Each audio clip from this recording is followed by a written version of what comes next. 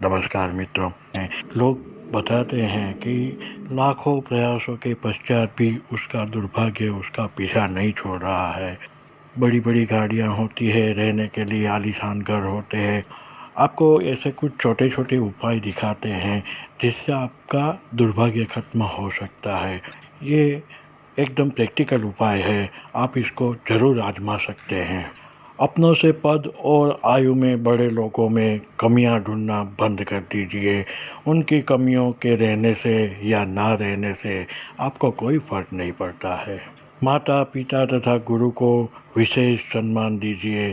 आप किसी भी वस्तु या स्थिति को विनम्रता से करने से आपकी असमर्थता बता सकते हैं। अनावश्यक कोई भी वाद विवाद या तो कहने सुनने में ना पड़िए।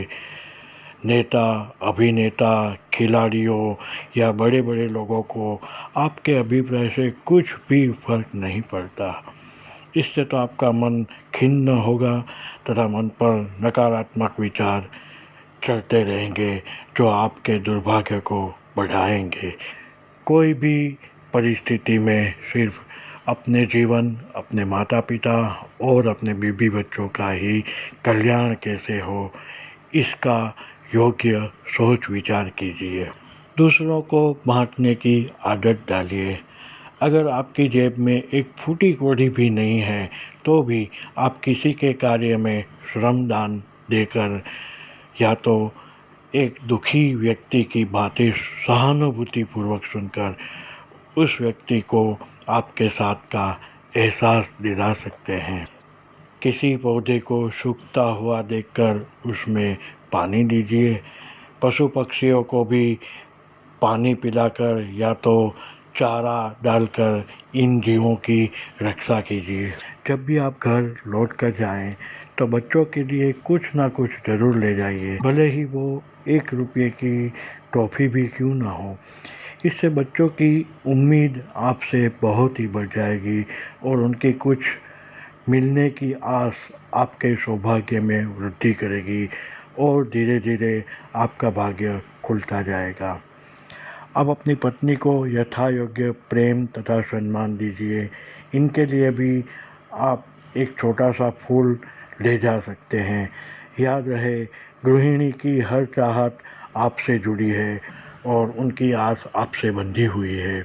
इसलिए इनके सौभाग्य को भी आपसे जुड़ा हुआ मानिए और इनकी शुभेच्छा से ही आपका भाग्य खुलता जाएगा। याद रहे, जो देता है उसी के देने के सामर्थ्य में वृद्धि होती है और जो लेने की आस लगाए रहता है उसके लेने के सामर्थ्य में वृद्धि होती रहती है।